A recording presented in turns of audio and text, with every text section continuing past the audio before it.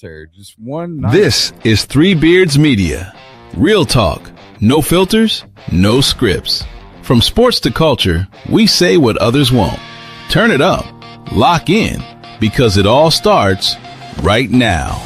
Live from the AKC Andrew Downs Studios and powered by Revelton Distilling Company.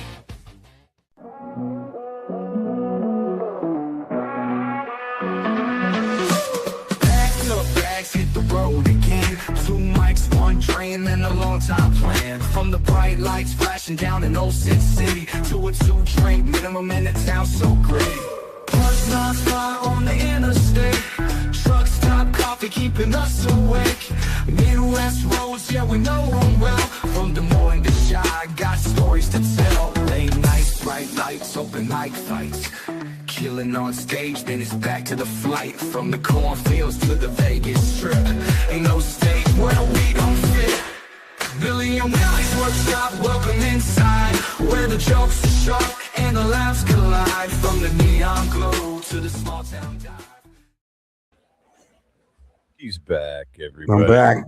Guess who back? Back again.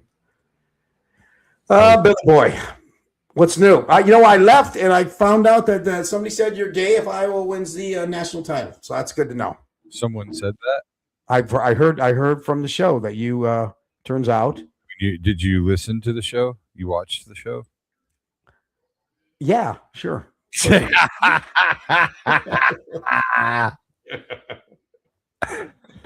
was in Vegas and I said, I got off a craps table after I was just killing. I said, wait a minute, I got to go listen to this. I'll be right back. So, yeah, I bet. We got good stuff coming up. I'm excited about May 30th. Yeah. That's not too far away. So what happened? Somebody sent you a text and was like, "Hey, Billy just said he." Yeah. Somebody said to me, "Hey, you got Billy's number," and gay fella I know. A gay fella. Gay fella I know said he could if he could rig some games. You're right in there. Hey, let's be honest. If Indiana can win a national title, there's no reason why Iowa can't pull one off. I mean, right? I think these days it's about the deeper NIL pockets. Yeah. Indiana's formula wasn't exactly. I still don't know how that happened. They came out. You talk about a team coming out of nowhere, don't you think? Well, I think that, first of all, I think that he's obviously a very good coach. Yeah. But B, his whole team was 30. Yeah, that's true too. Yeah, that helps. We've talked about that. In college sports, the experience means a lot.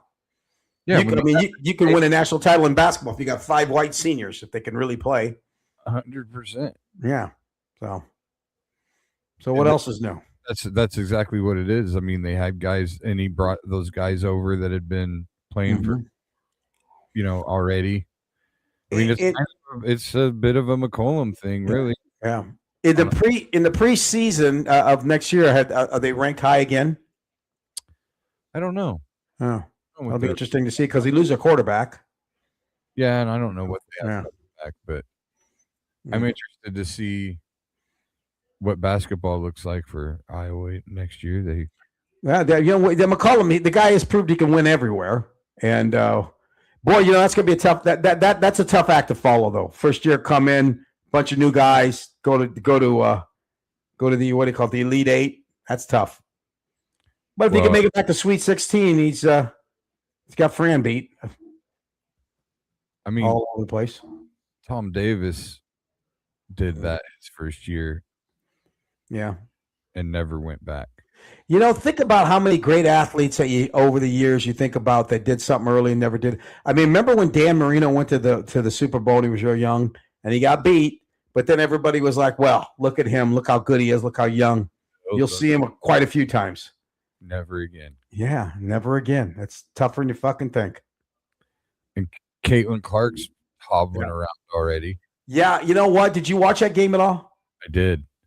My takeaway is this, and I think Caitlin Clark's great, but the truly the ones when you think about Jordan and you think about Kobe, the two things that separate them from other great players was the fact they could also play defense. You know? And Caitlin, best passer in the game. Her shooting hasn't been like it should be at this point, but she's got to pick up on the defense. I mean, I think that's what's hurting her more than anything. Yeah, she doesn't. She can't guard anybody. Yeah. I think that's gonna hurt her in the long run. But that Indiana team doesn't guard anybody. The both times they've played Dallas so far, Dallas has scored over 100 points on them. So it's funny. You say that about Jordan, and I just recently read something. Yeah. Where a couple of people, BJ Armstrong was one of them. Yeah. Said that Jordan wasn't that good of a defender. That might be true. I mean, I'm just going by what I mean. If you ask me the games I've watched him play, I never ever thought, oh, well, it's great defense. It was always like he did get Defensive Player of the Year once, and I think he was on the off defensive team a few times. And you wonder if that could have been just because they like Jordan, they put him on there. Yeah, that's what they were saying. Like the league, they said he just played passing lanes. He didn't guard anybody, and so like he got a lot of steals by just risks and play passing lanes all the time. Mm-hmm. Not good of a defender is what they said. I mean, when I think of defenders in the NBA, I never think of them. But if I have to think of one, I always think of, and I'm sure you think of the same person, Gary Payton. They always said the glove. The glove was on you, Gary Payton, and I don't know. I mean, let's be honest. There's not. Yeah. To me, if you're a really good defender, whoever you're guarding doesn't score, or you hold them well below their average, or whatever. Yeah, you don't see that you don't never see that hardly very often at all. So I mean, who knows? How many guys that were great scorers that Jordan guarded that did their average would be. Well, here in another, this argument now. I mean, I still say Jordan's the GOAT. I mean, there's nobody like him, but it is amazing. You watch Jordan, go back in those clips and watch how good he was. But you watch these kids today, the athleticism, it's off the fucking charts. I mean, these guys are doing shit that Jordan, I could only dream of. And the fact of the matter is, it's just evolution. It's just everybody gets bigger, better, stronger, faster. That's just what's going to happen. But these guys nowadays it's insane to watch them. The size, the quickness, what they can do. That Wembanyama, that guy's what the fuck is that? I mean, this guy's 7'6", taking the ball to the court. The fuck is that thing? I mean, it's fucking. I mean, it's insane. The other day, I'm watching him play, and in the game, somebody threw a pass. It bounced off the rim. He's facing the other way. The rim's behind him, and he somehow jumps up, catches the ball, and just dunks it over his head. It's like, what the fuck is that? Without jumping more than 4 inches off. No. He's not jumping at all. But the day's going to come when you're going to get a 7'5" guy that's got a 50-inch vertical, and he's just going to be just going up and just over the rim, just throwing it down on his shit. Yeah, he'll just be like, it'll look like what is that? The Bugs Bunny. The hell was that? Space Jam. Yeah, exactly. One of the monsters on Space Jam. Yes. Well, I mean, they always say the things that won't change, but I'm not saying soon, but 25 years, they may have to raise the rim. They might just have to. I mean, because if everybody's 7 foot tall, then, I mean, what the fuck are you going to do? I feel like there's been talk of that before. Yeah. But they always said they would never, they say before they do that, they're going to, make a 4-point line or something. But like watching Wembanyama, it looks like when you were a kid and you, in your house, you somehow got a basket that was the same size as you, and you and your brother would just play, and you're just like, you didn't have to jump. You just got to get around them and dunk it. Nerf hoop. Yeah, exactly. Door. Yeah. My dad used to get so fucking pissed off at me and my brother when we'd play basketball. Oh, yeah. Did every little kid did that? You had to find your own rim, and you had to sometimes if you dribble the ball and you pissed them off, then you got like a sock ball. Yeah, that's exactly it. Yeah. My stepdad worked nights. Yeah, and so he'd be sleeping during the day, and it'd be summertime. Yeah, and we'd have our hoop in our room, and of course we always had to try to dunk it and go. We'd be slamming up against the door constantly, just bam, bam against the door, and just jumping around. And he would basically say, like, you can shoot baskets. You don't need to jump around. And yeah. He should have just told you, listen, in all reality, you're going to be a 5'10" white kid. You're never going to be able to fucking dunk it in your life anyway. Get outside. Try to shoot a 15-foot sock jump shot because it's about as close as you're ever going to get. So we went through 100 of them. Yeah. And either he would throw it away or we'd break it. And when we'd break it, we weren't, nobody'd get us another one. Yeah. Or I'd find a way to rig up whatever we broke. Like you'd break the rim and I'd put a bunch of masking tape on it or something, or I'd stuff it somewhere else or figure something out. But I would make a ball. He would come and throw it away, and I would make a ball out of socks and tape, and then take a coat hanger.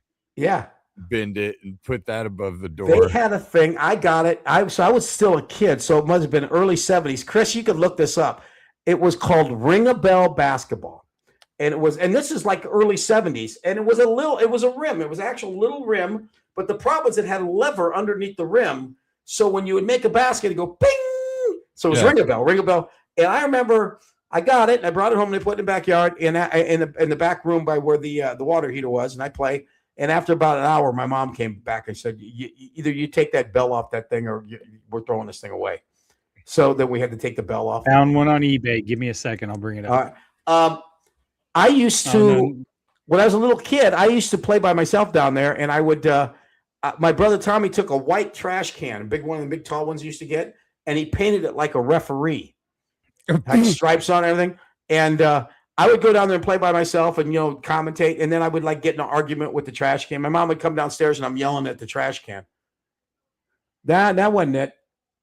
No, it was an actual basket hoop that went over the door, and it was called Ring a Bell basketball hoop. I got it at like a hardware store when I was like 12. So I mean, it was. I don't even think it was even 1970 yet.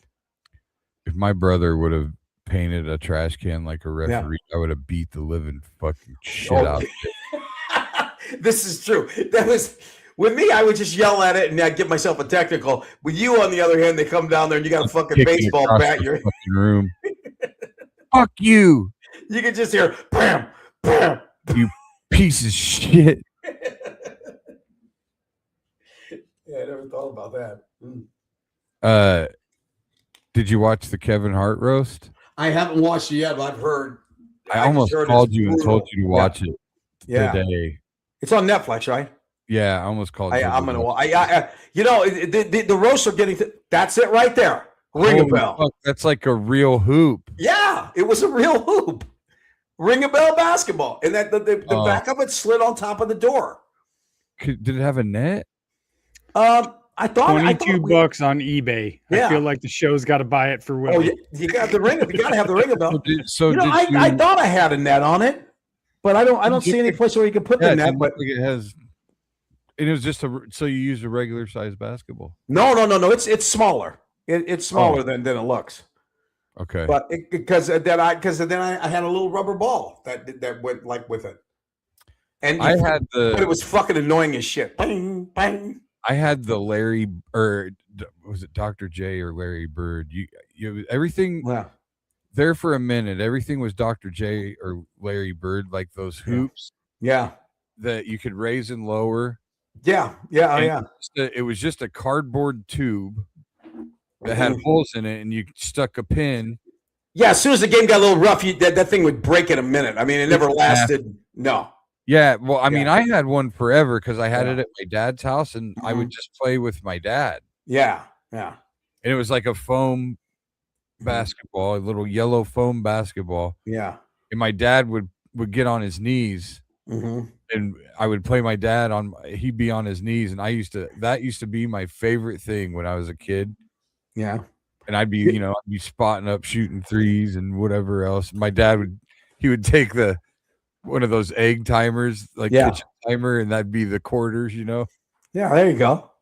Did you ever get your little wrestling buddies? Did you ever back your little wrestling buddy up in the lane and turn around and dunk on him? No, that was the wrestling buddies stayed at my mom's. Okay. Those were actually my brothers. So it was kind of human trafficking in a way. When when I fucked with the wrestling buddies because they were really my brothers. Yeah. Yeah, everybody. I mean, you think about as a kid, all the strange shit I used to. I mean, I would go in my garage and I painted like a big square, and I'd throw the ball to the square, and then I'd pick up a baseball bat, and then I'd hit the ball. Trying to hit it off the But I mean, and I would have games. I would play games, and I would like have teams, and I played another thing where I would go outside, play with a wiffle ball and bat, and I would shut my eyes and throw the ball up and swing, and that way I thought it'd be a fair game. Like if I shut my eyes and swang, and if I hit it, then. But the problem was half the time when I did hit it, I didn't fucking know where it went. So because you had your eyes closed. A lot of the games are canceled. Yeah. Your stepdad used to get mad. I used to throw a tennis ball on top of the roof and then wait for it to bounce down and catch it. And that was how I would practice catching, and it would just drive him fucking crazy. Well, how many times did he get stuck in the gutter? In the gutter? There was a lot of tennis balls up there. No, but see, I didn't have a son. My daughter, I mean, of course, by the time my daughter got of age, everything, all the fun shit where kids would learn on their own was gone. By that time, everybody, but like little Billy's about Claudia's age. So, I mean, by the time he got that age, there was no neighborhood shit anymore. Everybody was you had to have organized sports. Well, when little Billy was like elementary school age, I was home all the, Yeah. When he was with me, I was home. Yeah. So like in the summertime, we played baseball in the front yard. See, nobody does that anymore. But I had to play. Yeah. I had to be the pitcher. I had to be involved. I was like the neighborhood toy. So were you also like when the kids get together, you were the all-time quarterback, and then you have them run plays? Yeah. I all-time quarterback for the football, but if I didn't play with them, they didn't play. Oh, really? Oh, like they didn't want to play unless I played with them. Yeah. And so like otherwise they'd just be riding their bikes or doing whatever. But they never like played a game on their own. Yeah, but when's the last time you drove around and saw you'll see kids play basketball. That's one thing. But when's the last time you've driven by just a park and seen kids playing pickup baseball? They just don't. If they're doing it, eventually there's a coach down there organizing the shit. You know what I mean? Nobody is just doing shit on their own. You don't see any white kids doing it. No, no. But no. See little Mexican kids playing outside all fucking day. Yeah. Like my neighborhood. This dude on the corner, his name's Jose. He's got 9 kids. Oh no shit. Yeah, people don't know that. Yeah, and that's right. Those kids are all outside all day long. Yeah, play outside all day. See, I love that. I absolutely love that. Yeah, me too. And like my neighborhood now, there's lots of little kids running around now, and I think it's awesome. Yeah. That's what you want. You want a neighborhood again. I like like vibrant. I mean, I don't really know all my neighbors. I'm friendly with everybody. Yeah, we all wave and whatever, but like I don't really talk a lot to anybody. I mean, 4 of my neighbors don't hardly speak English, so like. I can talk to their kids. yeah. Tell your dad I said hi. Yeah. But my one neighbor on the corner, he's the only one that lived here longer than me at this point. So. Yeah, my neighborhood's good like that. I mean, I'll see there's people walk their dogs and they work on their kids. You'll see bikes, but you still don't. I just still don't see the kids just out organizing their own sports like they used to. That's a whole different thing now. It's just there is no Sandlot baseball. Nah, Sandlot. There you go. No. We went up to Oak Park and played.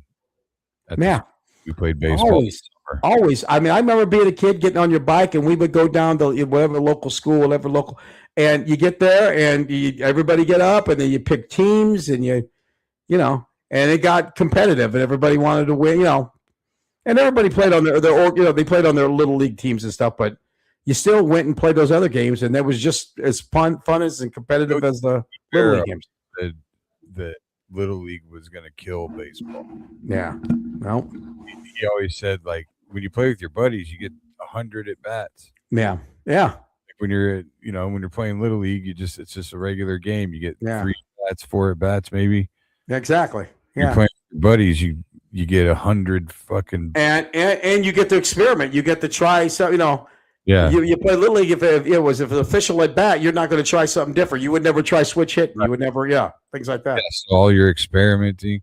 And that's also where, that's also where we all got in our first fights and stuff too. Yeah, exactly. Yeah. Your first little dust ups and shit like that. Exactly. These kids don't have any little dust ups anymore. Yeah. Little League, you would never take the bat, put it between your legs, and swing it like it was your dick. You wouldn't do that in Little League. You wouldn't just do that. The dick swing. No one did that in Little League. No, that's just when your buddies are at the school and you're all cussing all the time. Yeah. Like I remember being like 10 years old and just saying cuss words that didn't make sense. Yeah. Yeah. Fuck your shit. Yeah. Yeah. Puss fucker. So but I make my wife crazy because I do when the foreign guy does it. You fuck, cock, suck, face, fuck nose, piece of cunt, you fuck. That's always my favorite. Yeah. You shit fuck face. Know how to cuss. Pussy man. Yeah. There's this kid named Marcus. He was a foreign exchange student from Norway when I was in college. Yeah. He's a big party. He was always at every party, and he'd show up with a fucking gallon of orange juice and a bottle of vodka, and he'd just there you go. Juice. He was Norwegian? Yeah, his name was Marcus. Oh. And he'd always go, fuck shit, man, fuck shit. Well, you think about if you were in a foreign land and you learned a dirty word, that would be your thing. That's what you would do to, whatever Norwegian. Yeah. Yeah. Oh, I gotta say something funny. Go ahead. You go. Come on, Billy. Fuck shit. Hey, take it. Hey, Billy. Fuck shit. You want a shot? I just remember one time I actually did a bit. I remember this being a bit that I did very early on about. It was a bit about like people whose English wasn't their first language, not knowing how to cuss. And exactly, yeah. I had a poster in my room that I wanted to show him. So, and I was having a party, and I'm like, Marcus, let me show you this poster. And somebody else was trying to get his attention. Mm-hmm. And he's like, hold on. I got to go back here with Billy and fuck some shit. and so the bit that I did was I told that story. And then I was like, and I don't know who took a shit in my room, but as soon as Marcus started fucking it, the party was over. But yeah, that used to fuck shit, man. Whatever happened to him, Marcus? I mean, lost. I only went to Marshalltown that one year. Yeah. Was he a baseball player too? No. He's just a foreigner. There were several foreign exchange students. There was this. Isn't that strange? No, you end up in Norway and you end up in fucking Marshalltown, Iowa. And then there was a girl named Joan that was from Denmark. Oh. Yeah, I hooked up with her. She was nice. That was one of the dumber decisions of my life, was not like making her like a real. I was trying to be a player and shit. Oh, see, yeah. Like I could have like wifed that girl up. She's probably a fucking doctor now. Exactly. He could still be doing what you're doing, but yeah, I didn't know. She was like a straight A student. Good looking then. Oh yeah. She looked exactly like you would think. Yeah. She looked exactly like you'd think she would. Yeah. Hey, Chris, before I forget, we were in Vegas this weekend, or this week, and my brother-in-law, Mike Haggerty, I somehow goaded him into trying a really hot salsa that he took a bite of, and he took a bite of it, and his face did one of those things to where we were laughing so hard, and I think we should put it on the show. When he did it, the only thing that could come to mind was Morgan Freeman when he says, and it was at that point he knew he had fucked up. I want you to get that clip. I'll find the clip and we'll add it to our repertoire. And it was at that point he knew he had fucked up. That's fucking hilarious. Oh man, he took a bite of it. It's like when me and you were with that guy from the Funny Bone, Brian, when we were eating at the Thai restaurant. Yeah. And he was all about like talking about how hot he could eat. Yeah, he could handle it. Nope. I heard Johnny Bush one time. Me, and him went to Nut Pop. Yep. And I remember him taking that's the restaurant my wife and I first ate at. No problem. Yeah. Date. Oh, really? Yeah, Nice. she ordered a level 5 and I ordered a level 5 and I was paying for it because I was trying to impress her. Yeah. I didn't want to know what a big pussy I was right off the bat. And what about her? How was she with the level? She's self-taught and she taught in Houston for like 3 years. So she was all about spice. Like it didn't bother her one bit. She liked it. Yeah, nice. Yeah, I always have. I think it started out for me trying to be manly, because all my Asian friends, they ate hot as fuck. So you go to a barbecue and you had to. I mean, I grew up with Italian peppers, hot peppers and stuff, but I mean, I don't think, I mean, I liked them, but I mean, that Thai food's a different ball game.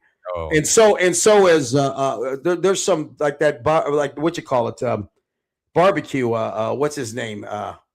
Man, he had some hot Big Daddy. Oh yeah, yeah. You used to have to write. You used to have to sign a waiver. I did that. I did that on the radio one time. I tried to eat a sandwich and it fucking almost killed me. I mean, it was insane. I'd like to do, Billy. Would you ever do that hot ones that you know the people that sit down and they eat the wings and then they interview them?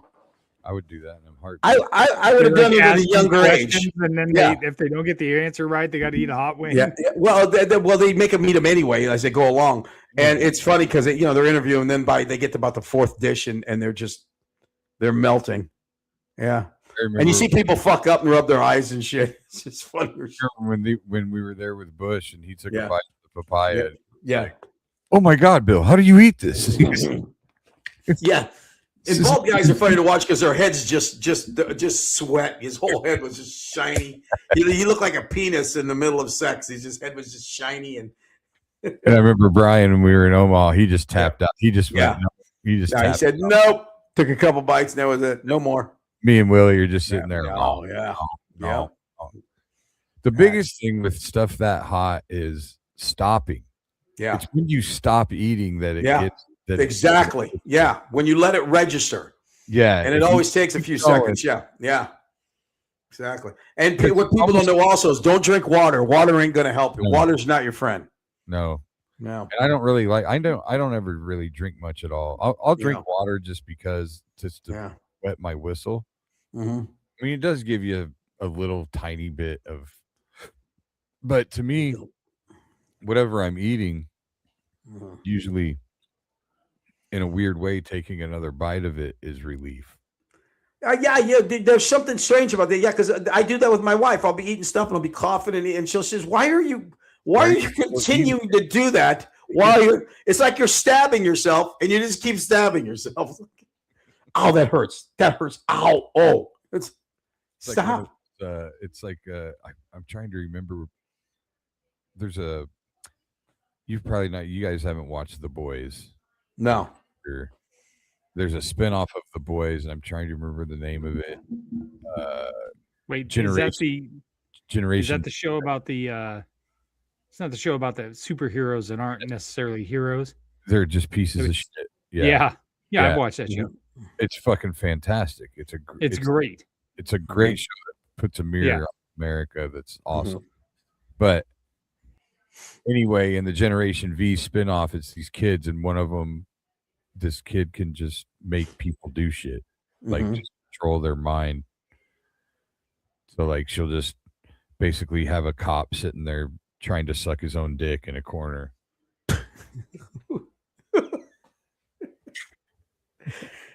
Superpowers, and that's where you go. That's what's brilliant, and the imagination of the people that come up. Yeah. And but yeah, like at one point, she just have somebody just stabbing themselves. Just can't stop stabbing themselves. I saw a clip of a show on Facebook, and I tried to find it, where this guy was like the devil, and he was in prison, and some other guy was in prison with him, and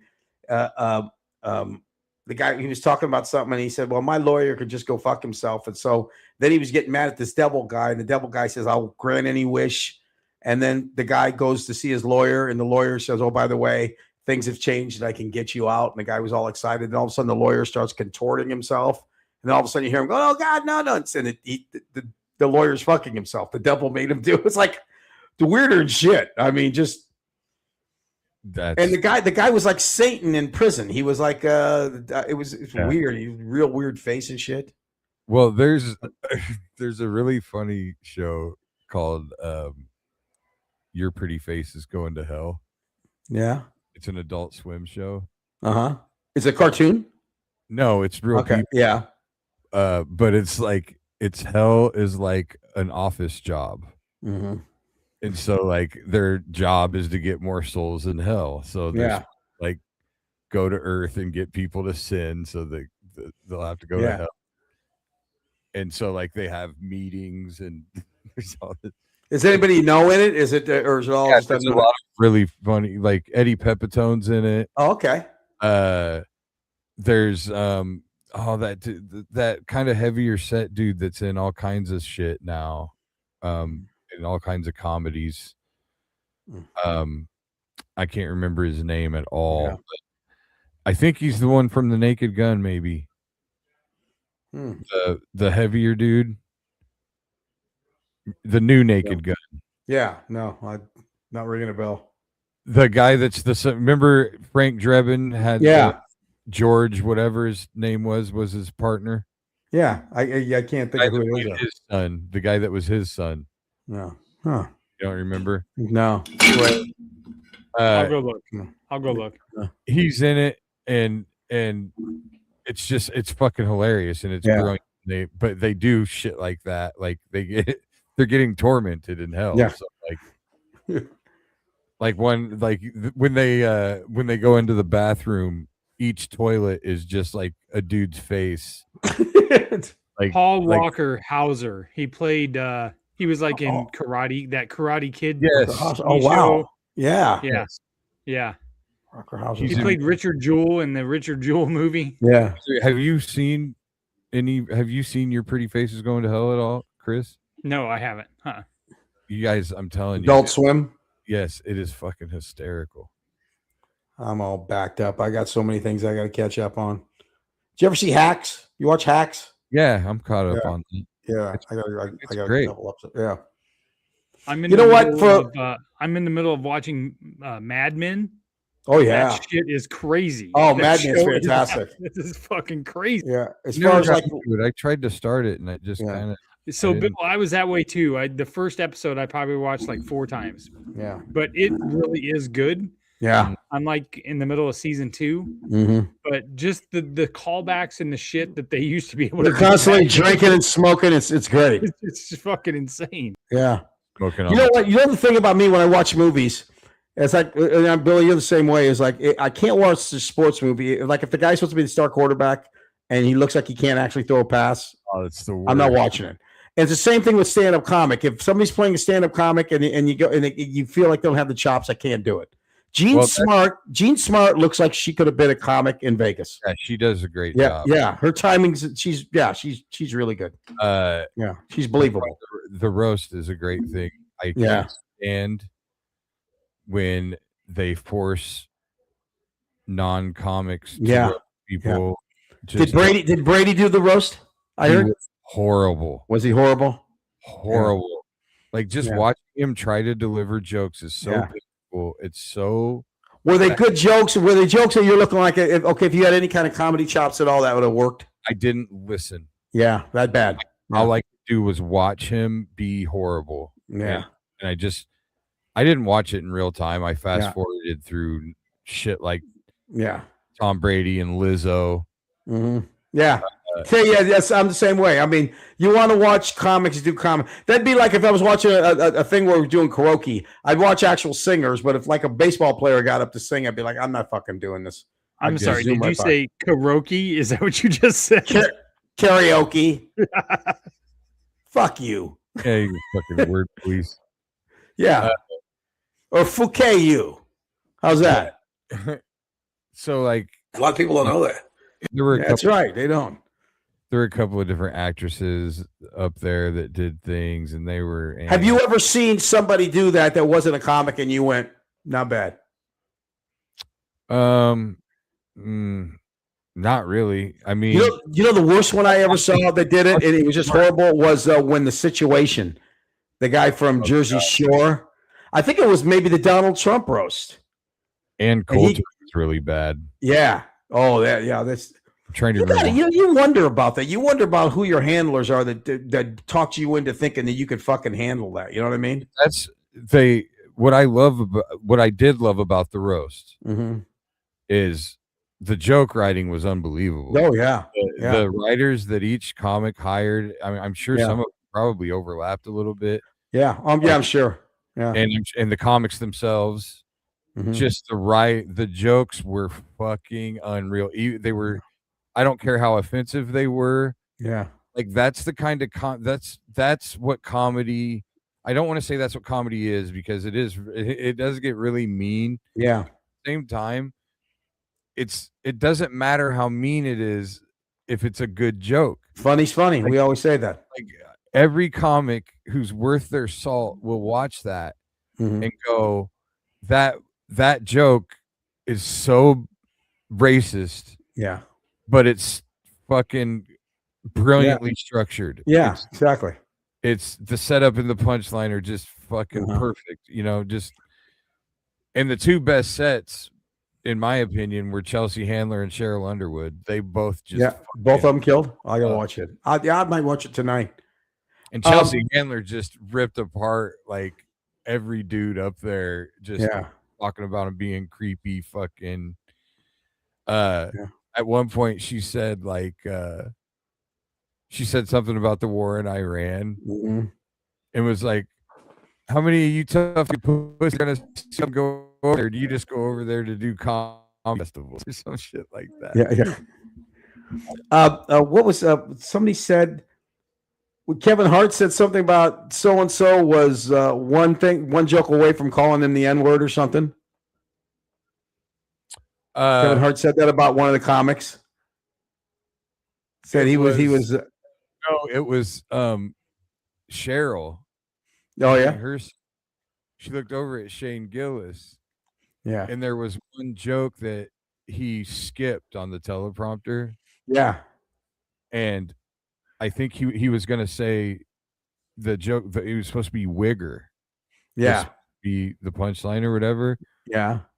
And Cheryl said, "I'm really glad that you stopped at Wigger because he goes, your white ass wasn't going to come up here in Inglewood and say bigger, digger, like anything bigger in it and just fucking annihilate." She was like, "You're in Inglewood, motherfucker." You know who I miss on those shows is Lisa Lampanelli. Yeah. She was great. You know, the last time I saw her she was at the Temple, and she was doing, and I think it was one of the last times she does stand up because I don't think she does stand up anymore. I don't know. I think she's into like a whole different thing. I mean, yeah, and she lost all that weight. Really different. She had a lot of comedy freedom. She got away with a lot. It was almost jealous of the fact of what she could get away with. That you watch. Once you have your own audience, you can get away with it. Yeah, exactly. That's what they're there for. Yeah, I'll tell you what. It's I was in Vegas this week. I did the 10 o'clock show, which is probably 60 to 7% black. I mean, they'd show up. Billy, you'd have so much fun at this show because you just can pound them. Just go out, and I mean, they're hitting the tables, they're running around them. It's like and just one after another. It was so much fun. So much fun. If you ever put your money where your fucking mouth is. My money is still in Vegas. I believe it's on a blackjack table. Yeah, see, you bring me out there, I'm coming home with money. Yeah, that's the difference. That is the difference. I will not gamble probably at all. Yeah. Well, I've been to Vegas twice, and I don't think I've played I don't think I've bet a dime on anything. Really? I don't think I've played any. Damn. Anything. I just got something on my phone. Revenge of the Nerds actor Donald Gibb dead at 71. Donald Gibb, which one is that? He was the big, That's Ogre, I think. Yeah. Ogre died? Yeah. Hey, did you see what a basketball player died of a drug overdose? Yeah. He was 29 years old or something. What was the drug? I don't know that he died of drugs. I didn't see that. I think they said it was a drug overdose. Man. What's his name, Chris? Who? The Ogre? Donald Gibb? Donald Gibb.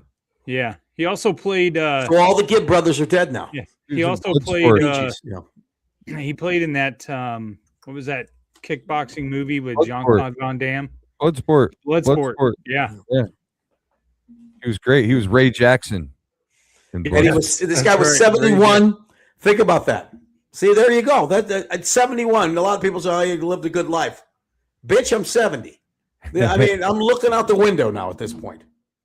Well, you've had a good run. I guess so. Well, you know, Willie, if you just keep eating those comic crisp apples, you do just fine. You know what? That thing cut me off today. You know what? I don't know how to post back. I think my wife screwed with my phone because now I go on Instagram or Reels, and it only lets you do so long because I had a longer dialogue. I was talking about the fact that I don't enjoy people that when they eat on I don't like when people eat. While they're like Brad Pitt, who's a fantastic actor, every movie he's in, he eats constantly. He's eating. Yeah, and it's like Ocean's 11. Every scene in Ocean's 11, he's eating something. Half his dialogue, I don't know because as soon as he starts eating, I tone him out. I can't. How about when you're talking to somebody or somebody's doing something and they're chewing gum, and you can hear him go. It makes me crazy, absolutely nuts. There's a thing. That's a thing. There's a name for that. For people that hate when people eat, when they make noises when they eat. Yeah. Yeah. There's a phobia or whatever. There's a thing. Doesn't it bother you? Nah. Yeah. Yes and no. Yeah. Not like it bothers you. I don't think. Yeah. Oh no. It makes me crazy. Or like you just hear him slurping and shit. Oh, our buddy Kevin Fitzgerald. Yeah. He would jump out a fucking window before he would listen to somebody eat. Yeah. I like can't. And him, Kevin talking in his New York accent. I want to stab him with a fucking fork in the eye. Yeah. Like you can't go eat pho with anybody. It's fucking impossible. Oh, the slurping of the broth. Slurping and they suck up the noodle and. Oh, Kevin would drown you in the broth. He would hold your fucking head in there. I understand that completely. It was so yeah. That's always been my favorite thing about comics in general. Is how everybody's got kind of you hang out with a comic long enough and you get you know what triggers them. Yeah. Yeah. And then of course you do it. Oh yeah, trigger them sometimes. Yeah. Oh yeah, when you used to do the road a lot with certain comics. Yeah. If you knew after, you have to go after him. Like he would lose his mind every time because he always wanted a hamburger with only ketchup. I feel like I've talked about this on the show before. No, I don't think you have. He always ordered and he would say on our way to whatever restaurant it was. And this was always his thing. When he ordered, he would say, "Okay, I want a hamburger, only ketchup. That doesn't mean extra ketchup. I want the same amount of ketchup you put." Because people always think that means I want it drowned in fucking ketchup. I just want the regular amount of ketchup, right? Yeah. And he'd always explain that shit to him. And sure enough, and then they'd ask him, do you want cheese? And he couldn't just say, no, I don't want cheese. He would always say, I'd rather you stab me in the fucking eye with a fork than put cheese on my hamburger. He would never just say no. Yeah. And I'm sure this is all true to this day. I haven't seen him physically in years. Yeah. But, and I would just pray. I would literally sit there and just hope to God when he got back from the counter that there was a whole shit ton of ketchup on his burger. Just fuck. Yeah. Have you ever been with somebody and they've got these certain things and instead of confronting them about it, you just let them do it and it makes you nuts because it's coming. Like I used to eat with somebody that used to, every time he sat down to eat, they couldn't just eat. They had to fucking talk to the waitress about, well, what do you think's good? And could I get that with this? And you knew that every single time you would go. And instead of just saying, hey, just order the fucking food, you'd sit there and you go, okay, here it comes. and then you go through the whole thing, and it would make you nuts. You'd be like, I got to say something. Just like they would say, could you think you could? Does it? And I just want to say, does it say that? Why don't you just? Here's what it says that they got. Why don't you eat that? That's what's on the fucking menu. I mean, it drives me nuts. My ex-wife was the same way. Did not matter where we went. She had to change something in the order. Yeah. Can I have that with this? Can I have that? I'm like, they're going to go back there and just spit in your fucking food. Exactly. Right? Just order the fucking thing. Yeah. Shut up. Yeah. And the thing is, certain people that are going to do certain things, and you anticipate it, and instead of just confronting it, you wait for it to happen, and it drives you twice as fucking nuts. Yeah, because when you predict it, it's going to annoy you. Yeah, exactly. But at the same time, you don't confront them because it's going to be an argument. And is it worth an argument? Yeah. Is it worth an argument? No. After a while, you just quit going places with them. I either don't go out to eat with that person anymore because it's obviously a friend that whose company you enjoy. Yeah. Otherwise, do you have any buddies that? Yeah. Do you have any buddies that like you grew up with that as you gotten older? I mean, you found out they're either drunk or a fucking dope head or something. So you finally said, "Yeah, okay, I can't do this anymore. I can't go out with them." So you say, I think I'm that buddy for most people. I've seen you get really drunk. You're a dope head. You're actually good when you're drunk, except that every once in a while you do want to fucking fight. You fight. I see you just looking for arguments. For things, but not bad. But I mean, there's that little point in you that you still got a little anger in you. I don't remember the last time I was drunk. Yeah, you were drunk with me not too long ago, someplace. Where were we? It was a fucking Iowa game. Yeah, but I wasn't really drunk. I didn't really get drunk that day. I mean, you seemed kind of drunk.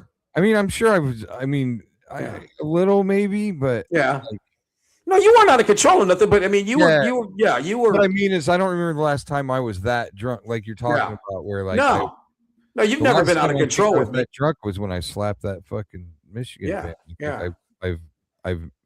I've minded my P's and Q's since then. Do you have a certain thing that you do? I mean, can you tell me like if you get certain drunk, what is like with me? If I get really drunk, I'm just gonna fall asleep. There's nothing. I mean, there's no more. Yeah, there's no more conversations. But everybody's got that friend that just could be the greatest guy in the world, and then he gets drunk, and it's like this guy is a fucking asshole. Just unbelievable asshole. I've got a couple of different. I've got a few friends that they don't have a brake pedal. And they're the most entertaining and fun. But the line between that and you can't get away from them fast enough is very thin. I don't so know. You just basically it's almost like they're this ticking time bomb that 90% of the time they're the funnest person in the room, right? Yeah.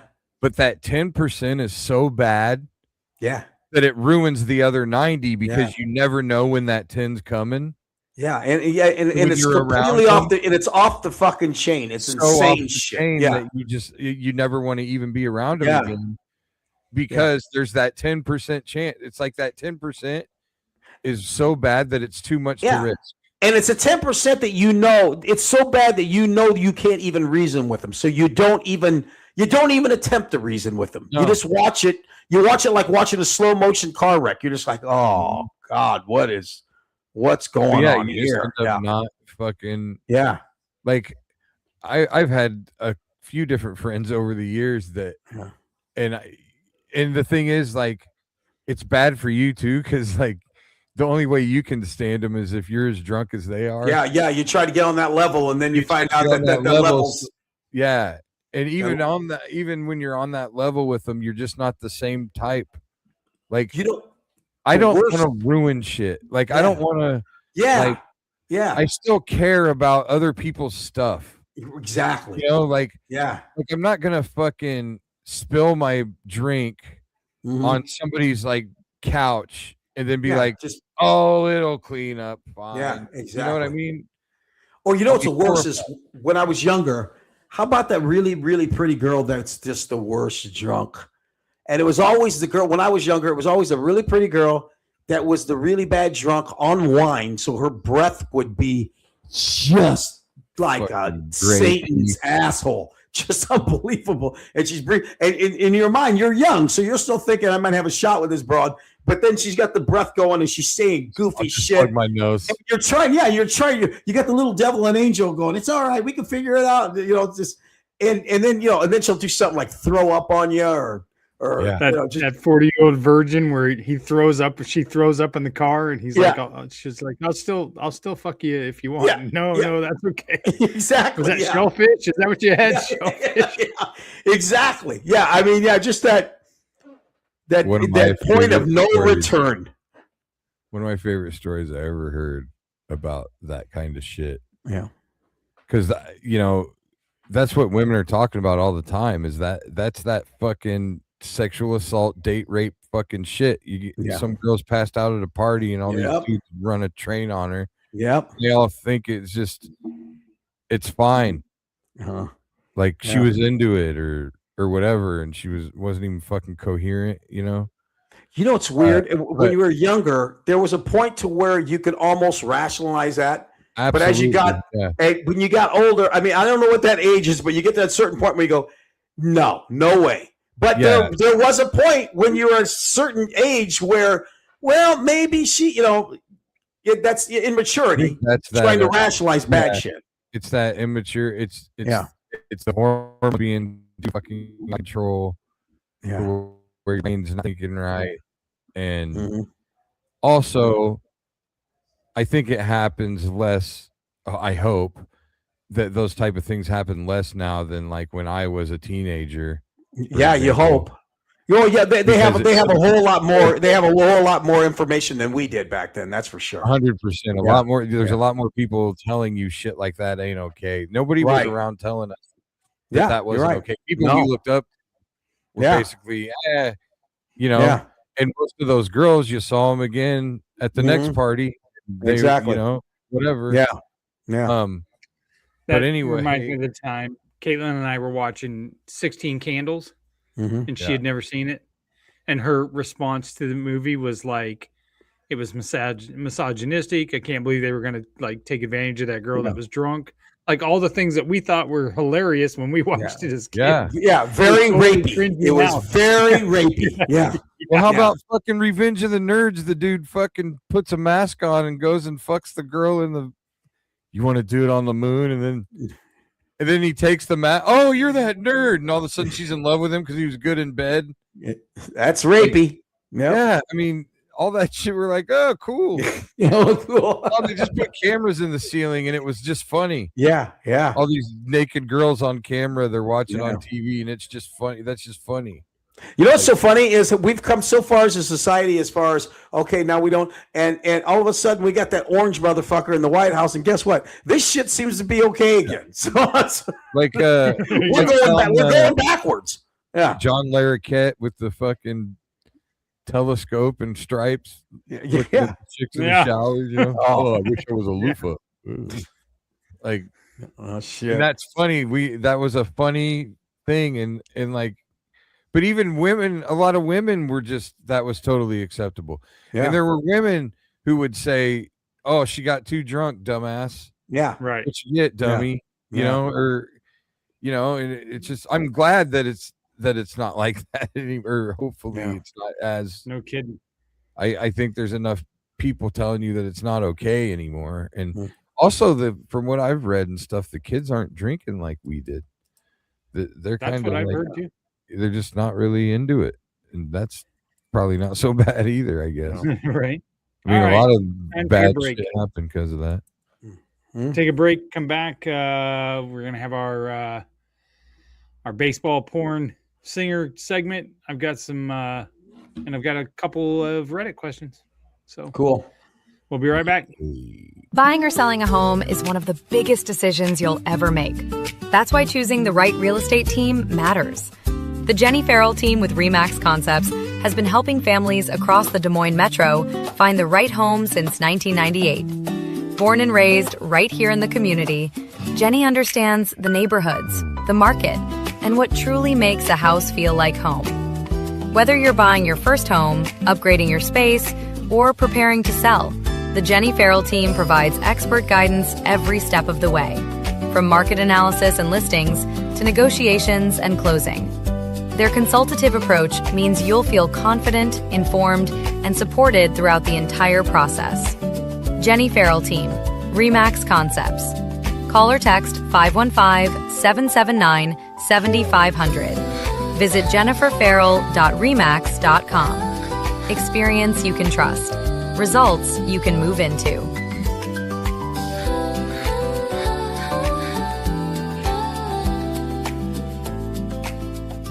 Right here in Iowa, we don't mess around when it comes to food. Creasman Foods is raising the bar on frozen pizza. Bold sauce, loaded toppings, and crust that actually holds up when you grab that second slice. This isn't just another box in the freezer aisle. This is Iowa-made pizza, built on real food service experience and brought straight to your local grocery store. You can find Creasman Foods at Hy-Vee, Fairway, and other local retailers across the state.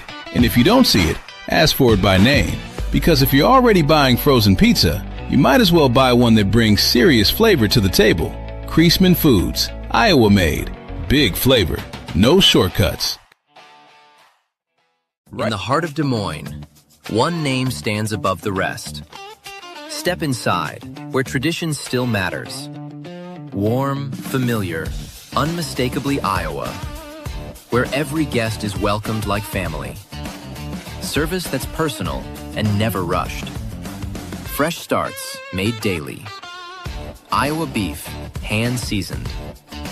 Guided by fire, built on flavor. Served with pride. A bar as bold as the menu. Featuring the old-fashioned we're known for. A place that stays with you long after the night ends. Iowa Beef Steakhouse, 1201 East Euclid Avenue, Des Moines. Steak, done right. Gentlemen, let's be honest.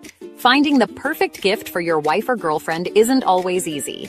You want something thoughtful, stylish, and unique. And that's exactly what you'll find at Styled by JJ Boutique. Julia Bradshaw and her team strive to be your go-to boutique for casual, boho, and chic clothing and accessories, helping women elevate their style one piece at a time. Located right here in Johnston, Iowa, Styled by JJ brings trendy, high-quality fashion that boosts confidence without breaking the bank. So, if you're looking for a gift that says, I get you, instead of I tried, head to Styled by JJ Boutique. Because nothing makes her smile like feeling beautiful. Styled by JJ Boutique, where style meets confidence. Visit our Johnston location or shop online at styledbyjjboutique.com. Not every animal gets a fair shot. But that's exactly what Animal Lifeline of Iowa is here to change. Since 1986, they've been stepping in for the ones who need it most. Injured, abused, orphaned, and special needs cats and dogs across Iowa. This isn't just a shelter, it's a lifeline. As Central Iowa's only no-kill shelter dedicated to special needs animals, they provide life-saving care, rehabilitation, and the opportunity for every animal to find a forever home, no matter how long it takes. But here's the deal. They can only save as many lives as the community supports. So get involved. Donate online. Hit up the Animal Lifeline thrift store, where every purchase fuels their mission. Or, better yet, find your next best friend and adopt. Because every tail wag, every purr, starts with someone like you. Animal Lifeline of Iowa, where we provide much-needed TLC and a safe space until they find their home. All right, and this is your next best friend. This is Alfie. This is our dog of the week. Alfie is only $50. He's 1 year old. He's deaf. He's full of life. And he's been at the shelter for a while, and they're looking to get him adopted. So $50, you can get Alfie and rescue him. So, before I forget, I went and ate at Iowa Beef Steakhouse last night. It was absolutely fantastic. Just so you know. Thanks for the invite. Appreciate that. Well, I could eat dinner and don't fucking say shit to me. Well, let's go. We'll go again next week for sure. My treat. Yeah, we'll go. I'll go. Yeah. I'll be in town. Yeah. All right. It is now time for country singer, baseball player, porn star. Porn star. Oh, I haven't played yet. Okay. Number 1, Tiger Tyson. That's Country porn. singer, baseball player, porn star. So my first thought was porn star, but now that I think that's probably country singer, Tiger. I think it may be a baseball player, like their parents named him Tiger after Tiger Woods. People are that age now. Yeah. Like could have been That's named true. after Tiger Woods. Tyson's just his last name. I'm gonna go baseball player, Tiger Tyson. And what I go? Tiger I went Tyson. country singer. Gay porn star, star of such hits as Hispanic Heaven, Tiger Tyson's Lost Basement Tapes, Whoa, that sounds like a And- fucking snuff I film. know. Freaky Thugs, The Fire Within. And You know what that I was is? a teenage hustler. Freaky Thugs, that's a bunch of fucking gangsters, dudes acting all gangster and shit. Oh, Like, yeah. you wanna Gotta get- be. What up, blood? Like you want to get sexed in, or you want to get jumped in? And he's like, can't we do both? And then they start beating the shit out of each other, and then during the fight, it just turns into a full-on fuck fest. And they're How just- Billy's not a director is beyond me. there's just a whole bunch of dudes in fucking It's red really- do-rags, and then they're like, Especially in porn. we're like, hey, we got to call truce, y'all. And it's like Bloods versus Crips. Actually, the battle of the gangbangs.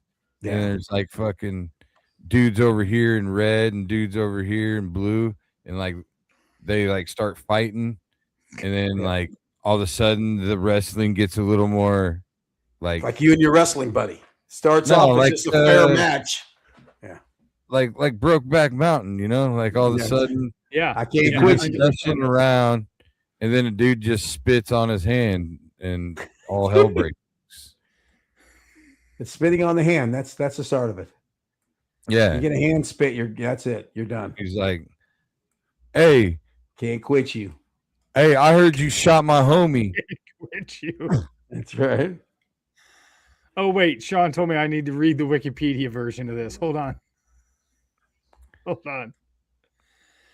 He's an You American shot my pornographic homie. filmmaker, Now I'ma model, shoot and you. film director. He starred in many gay porn films released by Pitbull Productions under its Thug Mart brand, Thug Mart. specializing in homo thug porn featuring black Latino actors. Is Tiger? Is he a black porn star? Yeah, he is. Yes, Tiger Oh. was. Tyson is considered a highly recognized figure within his genre. So In it's like 2010, remember- author James Earl Hardy wrote a play entitled "Confessions of a Homo Thug Porn Star," based on Tyson's life. homo thug porn star. Let's Wow. go, dude. You know what though? That shit makes sense to me. That's the thing. When you think about if you're a gay dude and you like dudes, Look, this is Willie. Like, all right, this one's gonna be good. Let me get comfortable here. I know. wouldn't those be the type of dudes you would like? You'd want like a man's man, right? I read something about him, and it said basically he wasn't even gay, but he said something about if his football team won a national But he title. was a big Alabama fan. Yeah, He sold his fucking soul to the devil. that's right. But That's where you're seriously, headed, Billy. that makes sense to me. Like you got like fucking a dude that looks like did you ever watch WCW, Chris? Remember Conan? Oh yeah, I love you- Conan. Yeah. He come You out know and be what's like, funny? hey, You guys talk about shit you watch. I always feel like I'm a foreigner that just got to this country. You guys are. You never ever ask me if I saw because you know I didn't. You guys just talk to each other. show Willie Conan. Show him Conan from fucking the NWO days. And make sure you show him like with one of the flannels and the bandana and Oh shit. yeah, no, I got you. Yeah. I'm on it. So you guys Conan, see is this a wrestling dude? yeah, he was a Yes. wrestler. He actually was. He was great. I great fucking wrestler, loved yeah. him. He'd come out and he'd be like, "Oh, Dale!" And the fucking crowd- Arriba la raza. Oh, viva la raza! I don't got a clue what you guys are fucking talking about. The wolf pack is rowdy, rowdy. Rowdy. Hold on. And I'm just picturing that dude getting fucked by a big black guy. That's like that Training Day movie. Remember Training Day? King Kong Yeah, ain't got shit on me. And that guy is that guy that he's like, you ever had your shit pushed in? That guy. Okay. Did you guys ever see The Wire? Did you watch The Wire? I did not watch The Wire, but I heard. There you go. Yeah, there's Conan. Oh, there's Conan. Oh shit! Like that's the kind of dudes that get the gay Tiger porn. Tyson was fucking Some in his thug porn. horns. 100%. Yeah, it was like Tiger Tyson was dressed like fucking Ice-T or something. And then you got Conan. You basically got that dude and Ice Cube fucking. There you go. In porn. All right. Next, Nick Manning, country singer, baseball player, porn star. Nick Manning, baseball player. Country singer. Nick Manning, American pornographic actor and director. He's made several mainstream appearances, including an episode of Hogan's Knows Best. Is he black? Nope. He looks like Jean-Claude Van Damme's like. I was just saying if he was. Hopefully he wasn't black because he could have been the guy Hulk Hogan was talking about. Yeah. Right. He starred in films such as. Oh, I can't get it to come up now. Computer hung up on me. Billy, he's kind of setting us up. Nick Manning, Frankenspy, In Love with Older Men, and the Double D Dude Ranch. Double D Dude Ranch. There you go. See, Willie, that was porn geared towards you. I would really like to know, I saw Boogie Nights. How do you wonder how most of these people, if you were to ask them the story of how you got into porn, how does that really happen? Do they go out and seek it, or or somebody come to them, or what? How does that happen? It's like any other job. It's who you know and who you blow. A lot of people don't know that. A lot of people don't know that. It's who you know and who you blow in the porn industry. Seriously, I'd like to sit down with all these people. The women, obviously, people are probably, but it's easy, I'm sure. But dudes. Just how does that happen? How do you have to have a huge cock? Well, how would they know that at like a Walmart? How do they? They basically. I'm guessing. It's probably just kind of like drugs, Like once you get into that world, you get into a certain circle, and you start to find other people, right?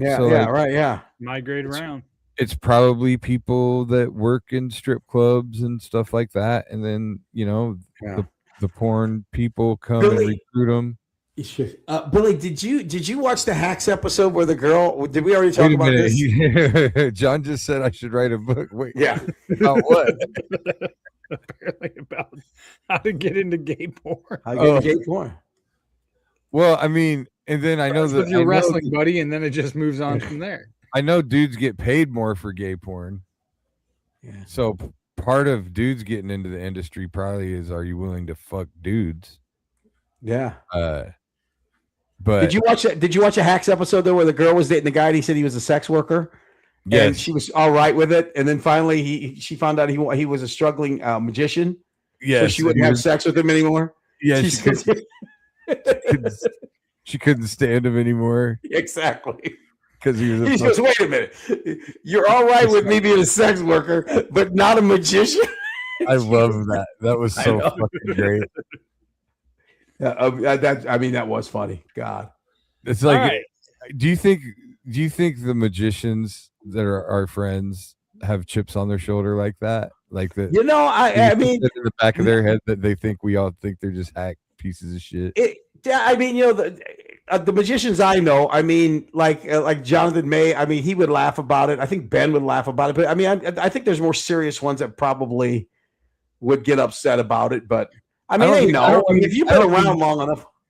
I don't mean upset. I mean more so that just in the back of their minds, they think that we think they're just fucking hacks. Well, you wonder. I mean, you do. You know what I I mean? mean, yeah, exactly. Like, do they really really respect me, or are they looking at me like I think everybody else is looking at me? Oh, fuck, great, a magician. Yeah. All right, here we go. Yeah. Next, Jackson Dean, country singer, baseball player, porn star. See, Billy, now the count's 2-0. So you're thinking he can't come again with another porn star. He doesn't want to go 3-0. He's going to try. He's trying to clip up. He's trying to paint the fucking black. He's trying to Greg Maddox us right now. So it's either going to be a country singer or a fucking baseball player at this point. It can't be porn star 3. He don't want to go 3-0. So I'm going baseball player. I'm going country singer. All right. Jackson Dean Nicholson is an American country music singer and songwriter. He signed to Big Machine Records and charted with the singles "Don't Come a Lookin'" and "Heavens to Betsy." What's funny is if he was a porn star, he still would have signed with Big Machine Records. Billy will be here all week. That's right. Tip your wait staff. All right. Josh Weston, country singer, baseball player, porn star. We haven't seen a baseball player yet. I'm going baseball player. I can't go 0 for fucking 4, can I? He actually sounds like a baseball player to me. Josh Weston, better known as Josh Weston, as an American pornographic actor who appeared in gay pornographic films and magazines. His IMDb titles are such titles. Well, this dude is ripped, by the way. Such great films such as Naughty Boys, Bareback Power Bottoms, Bodybuilders Bareback, and Communion. God, there's a lot of fucking gay guys. Power bottom, dude. He's like, which is the one? The top or the bottom? Who's the one taking it? The bottom or the top? the bottom. Bottom. Okay. About it logically. Well, I don't know. I've heard a cowgirl something or another. I'm just saying. Yeah, reverse cowgirl. This guy is not messing around. No, he's not. That guy is, what he's doing is he's laying on his back. Yeah. And he's putting his knees up by his ears. Okay. And he's just looking. He's looking you straight in your eyes and going, fuck my ass harder. Okay. Like he's like looking right at you. How's he not a director? How is Billy not a director of these shows? He's just fucking looking right at you, like fucking. Come on, motherfucker! Like you can't fucking hard enough. And so, if you were directing Billy, that's what you'd be saying to him. You'd be going, yeah. I'd be like, I want you to look, direct him. Let me see you direct it, Billy. How would you talk to him? I'd be like, how would you direct him? Be like, hey, you like fucking your little bottom bitch?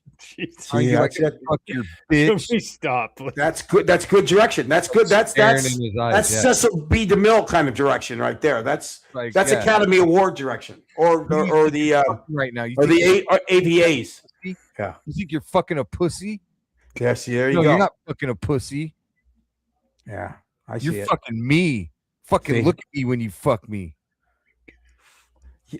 Billy's almost like a method actor. He gets into it so much, it's amazing. That's just what I think would happen. It's so hot in here. Yeah, see, Chris is getting all hot and bothered. Yeah, that's right. Chris got half chub. Hey, half chub. Didn't know what to do with it.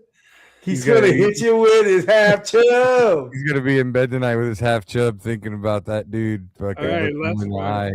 Fuck me harder, Chris. Come on in, hit me with a half chub. Come on, Chris. I got to turn the air conditioner now, on. Billy. Now give him your Buffalo Bill voice. I'm smoking you guys tonight. All right, Shane Smith, country singer, baseball player, porn star. Shane Smith plays baseball. Country singer.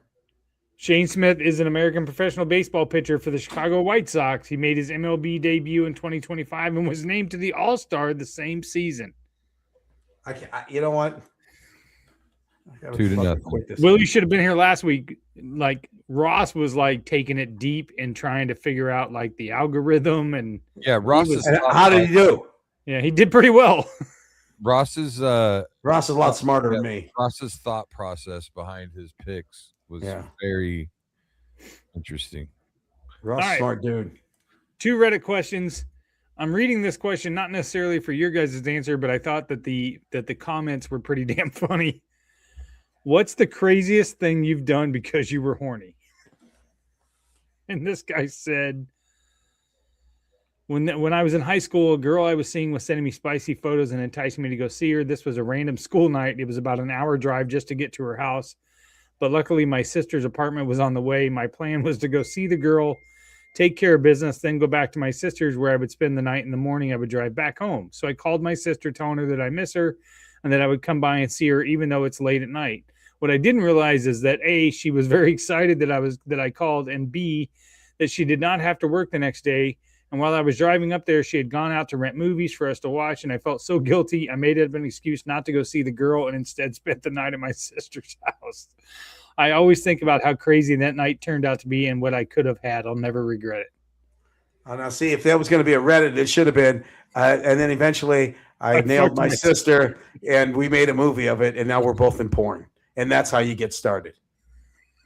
That's how porn starts for people. I feel like I missed something there. Like, so he was going to the girl's house, and he used his sister's as an excuse, and I think she may have guilted him into actually not going. Yeah. Yeah. I'm sure Billy's done much worse shit than that. What a bitch, dude. Why would you go to your sister's? Like, so like this girl wanted you to fuck her. You were gonna go and get some pussy, and instead you spend it with your sister watching movies. Yeah, well, he's nice to his sister. What, you wouldn't do that for your sister? This guy drove 6 hours across the southern Appalachia for some mountain holler hookup, and we weren't even related, and it was totally worth it. That's funny, and we weren't even related. I mean, the craziest thing I ever did. I mean, one time I jerked off while I was driving a 25-foot straight truck. Wow. I was trying to stay awake. I was falling asleep. And so I decided to rub one out. While you're driving the truck? Yeah. Wow, that's nuts. How'd you do? Did you kind of? I had to put it away when a truck that was bigger than me got next to me. I had to stop. No, that's when you pull it out farther, and the next thing you know, Billy's in gay porn. That's how it happens. Once again, it's like there was a couple times like it was like a race against time, you know, where it's like you see him coming in the mirror, and you're like, oh shit, I'm almost there. And it's like, do I have time, or do I have to stop? You know what I mean? Like that can be painful, but. Managed. I had a Southern comment. I downloaded every dating app I could find, even the absolute shithole ones. And around 9 p.m. one night, and at 3 a.m. I found a girl who was 5 minutes away that wanted to hook up. By that time, I had thrown out all my standards. The only thing I wanted was pussy. Not to shame anyone, but this might have been the largest woman I'd ever seen naked. That wasn't even the worst part. I didn't know that I would be meeting her dad before and after we had sex. The true walk of shame and the awkward have a good day on the way out to her dad was a cherry on the top of my horny desperation. I've since been married to that woman for 30 years. Just joking. There's no happy ending. Very sad.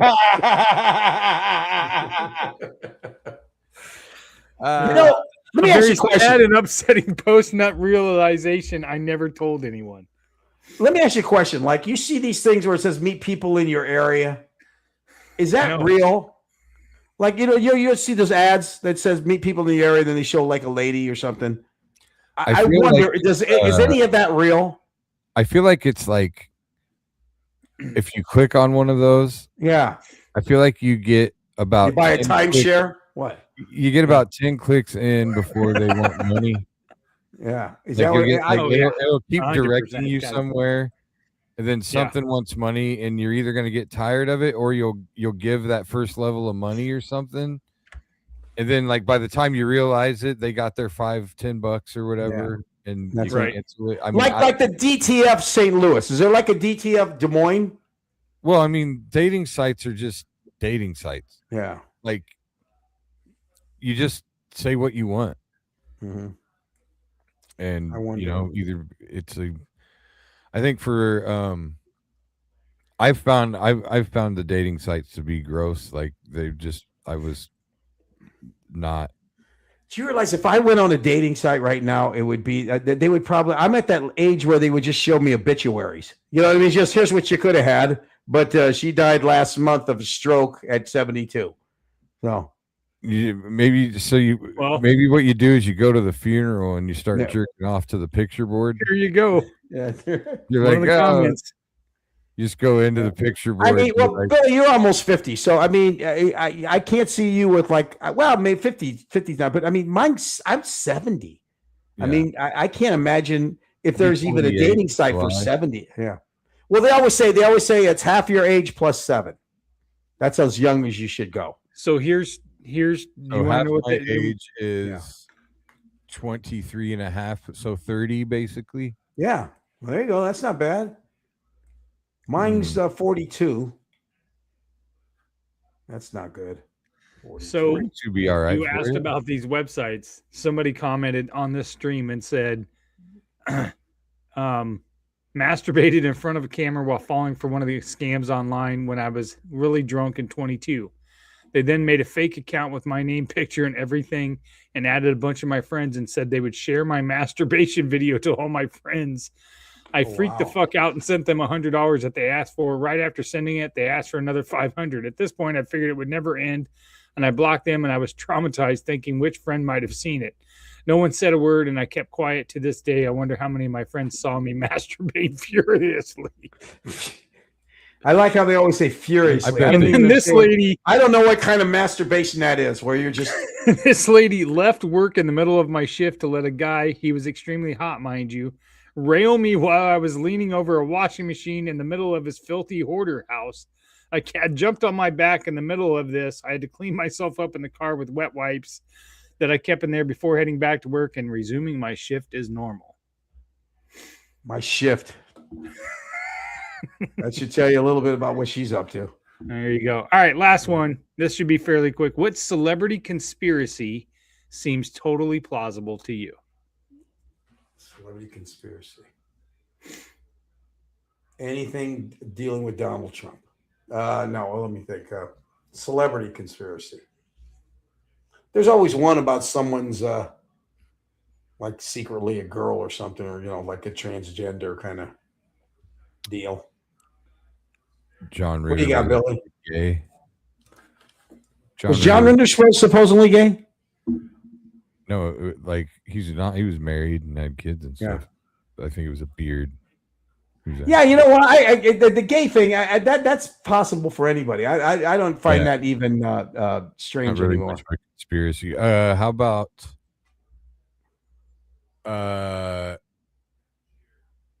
was Elvis alive?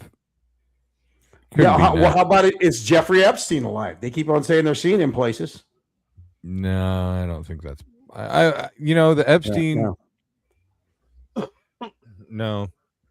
Let's get into this. They're talking about this now. Are there aliens, or are there been alien sighting? Is that a real deal?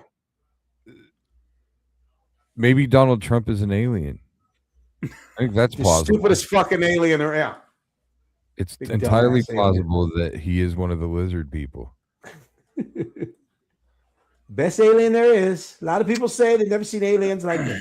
So there's some interesting comments in here. I'll get your guys' take on them. Probably not dropping any bombs here, but I think Mimi Rogers, Nicole Kidman, and Katie Holmes stay suspiciously quiet about their respective marriages to Tom Cruise and his Scientology as a whole. Yeah. Well, that's a weird thing. Yeah. Because they don't want to disappear under mysterious circumstances. Yeah. You know what? Yeah. That's entirely plausible to me. The Scientology shit is fucking insane. Yeah. You ever hear what you call talk about it, Leah Remini? I mean, Yes. it's hard to listen to her talk about anything because she was such a cunt and king of queens. We had this conversation tonight. Comes out of her mouth. But let's be honest. So Kevin James had no business being with her in the first place. Come on now. So yeah. In addition to this, somebody said Adam Sandler, I believe, using Jack and Jill in 2011 to help Katie Holmes divorce her controlling husband and gave her time away from Scientology as a whole. And in general, the whole conspiracy that Adam Sandler makes bad movies to help people in the industry and giving his friends a steady paycheck and vacations. Oh, that's very true. I mean, come on, all those movies with all his buddies that he keeps putting in the grown-ups. Oh yeah, he's definitely hooking his buddies up in that respect. Yes, but I mean, does anybody think that Rob Schneider should have a job at all? Come on, why would he make a bad movie on purpose to help Katie Holmes divorce Tom Cruise? I think, I don't know. Well, but he never makes a bad movie because everybody, I don't consider if it's box office fame, it's not a bad movie. I mean, you might say, oh, it's not an entertaining movie, but he makes money on every movie he makes. I mean, he does. I mean, he just does because he's a great guy. He's Adam Sandler. Maybe you guys know the history to this comment because I don't. Christopher Walken knows a hell of a lot more than he's saying about that night. That's Natalie Wood. I think that's when Natalie Wood drowned. Because I think that was the thing. I think he was on the boat when that happened. Natalie Wood drowned. Yeah, I don't know anything about it. What are you fucking laughing? She was married to Robert Wagner. She was a big star. Yeah. You've not heard this before? You're a little younger than I am. Richard Gere and a certain rodent. Oh, yeah. There you go. Up his ass. Yeah. I think that's definitely plausible. It is. I mean, this is all what you call. This is all celebrity folklore kind of deal. Well, I mean, look at the shit that we're finding out. I mean, look at P. Diddy with the baby oil. Yeah. Finding out all kinds of fucking crazy shit's true. Why would it not be plausible? What kind of wood doesn't float? Natalie Wood. Yeah. She wasn't a witch then. Okay, so you guys are a little more in tune with some of these. So I'm here's another one. Ashton Kutcher not calling police after he saw Ashley Earlin's body because people told him it would ruin his career. Whose body? Ashley Elleren's. He said that he went over to pick her up for their date and left when she didn't answer. But the story is he actually saw her body and ran, then immediately called police. And he talked to friends and his agent who told him not to report it because his name would always be associated with the murder. I didn't know that one. I don't know actually. No, I know nothing about that story at all. No, I don't either. That's the first I heard of it. That's fucking crazy. So I don't even know who that is. What are they even? Who I don't know. Let's look it up. Well, you know what? Everything is there for the grace of God go I kind of deal. I mean, when you think about it in your life, how many times one wrong turn could have turned out, you know what I mean? Ashley, so bad. Okay, the Hollywood Part 1, The Murder of Ashley Elleren. That's on Spotify. What is this? Do you believe in guardian angels? I want to, but I don't know. Like, do you believe? Like, I've had a couple of close calls, right? Yeah, like on the interstate. Yeah. Oh, where it just seemed impossible. Yeah. That I didn't. When I wrecked my last car, I spun out. It was raining. It was 9:00 in the morning on a Sunday, and I spun out on the interstate. I went into the median, and then went all the way across the interstate again, and nobody hit me. No, there was all of a sudden it was like there were no cars. There was plenty of traffic when it happened, and it was like there was nobody behind me. So your guardian angel, is this somebody you know, or is it like one of the one of your basic ones, like one when you're born? Saint Michael, the guardian, the archangel, or was it just? So like I look at situations like that, right? Yeah. And I wonder. So like a religious person would probably look at that as divine intervention, right? Yeah, right. Yeah. Definitely go that direction. And they would say, "Well, this is proof that God exists. This is proof of all that." Or maybe that is interdimensional, right? Like maybe in all those cars that were behind me and about to hit me, in whatever dimension I was in at that time, I wasn't supposed to die, right? So all those cars that were behind me went into another dimension. And in that dimension, I actually got hit. But in this dimension, and I have to say that might be some of the best pot you've ever smoked. I'm just saying, like, I had that last year. We were driving. Yeah. Go ahead, someone Bill. could look at that as like an interdimensional, like quantum physics. Yeah. Or someone who believed that there were other dimensions and stuff may look at that as proof.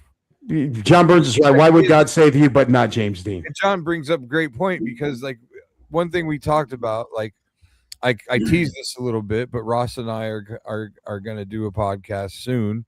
We're going to put some more in the can, I think, but it's going to be religion. It's going to be centered on religion, because Ross is religious and I'm not. And is Ross what religion is he? I mean, he's a Christian. He's just a Christian, and he's not crazy, but like he's a lot more religious than me. Yeah. But like he brought up a conversation he had with somebody where they asked him when he became what was the moment you became a Christian, right? Mm-hmm. Yeah. Meaning like the date. Yeah. Like something happened that turned him. Yeah. Ross couldn't answer that question, right? Yeah. And he goes, well, you have to know.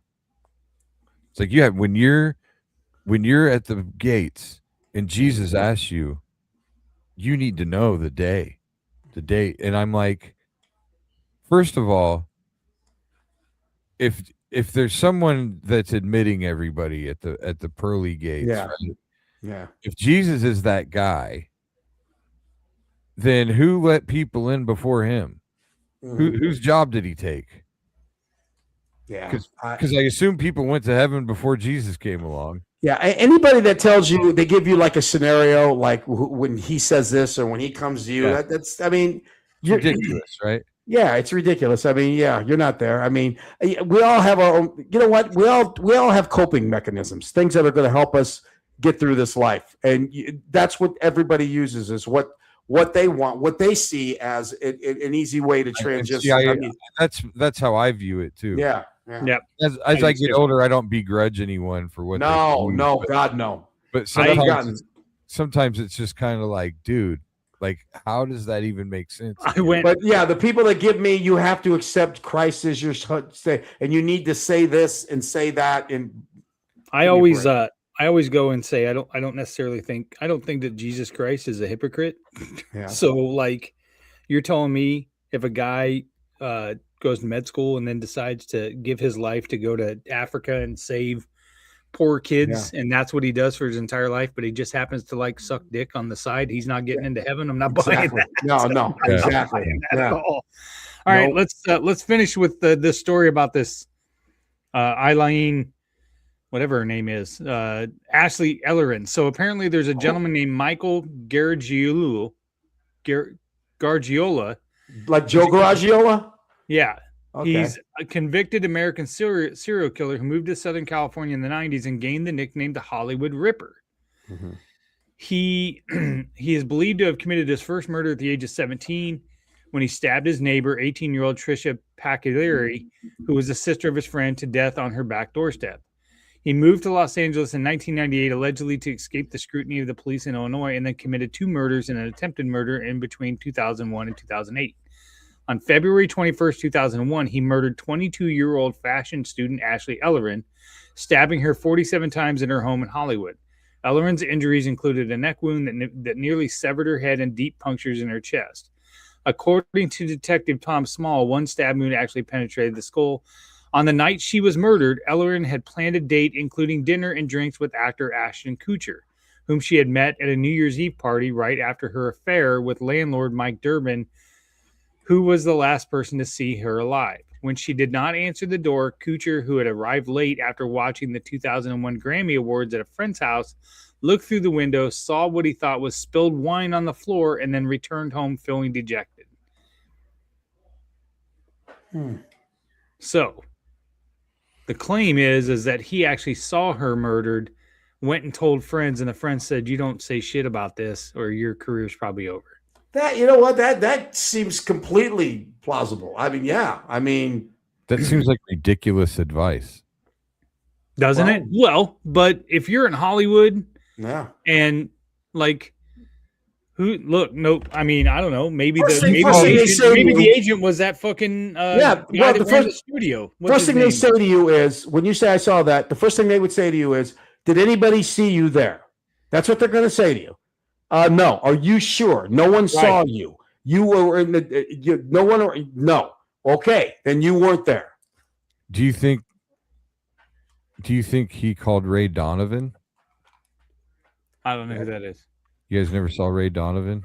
I know. I get the reference, but I never saw the show. But I heard it was a great that was his job. He was a cleaner. So like rich and famous people would like. Like I think the first episode is a basketball player has a dead hooker in his bed in his hotel room, and so like he shows up to get rid of the dead hooker before anybody finds out.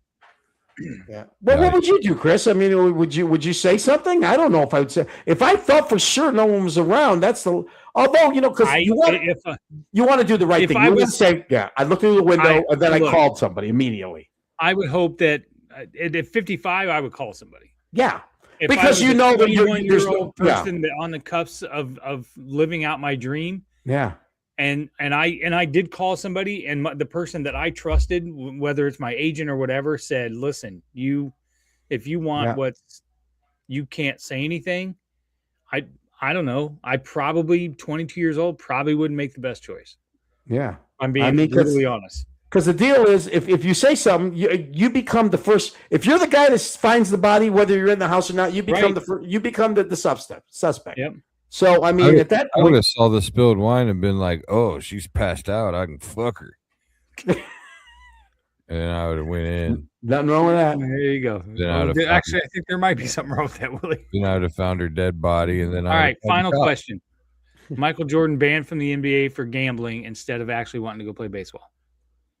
That sounds very possible to me. 100%. Very possible. I 100% believe that.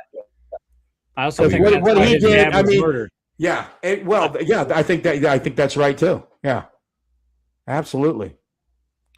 You think his dad got murdered over a gambling debt? Yeah, I do. Yeah, I do too. Jordan, there is no way Jordan had debt that he couldn't pay. There's no fucking way. That man has had more money than God.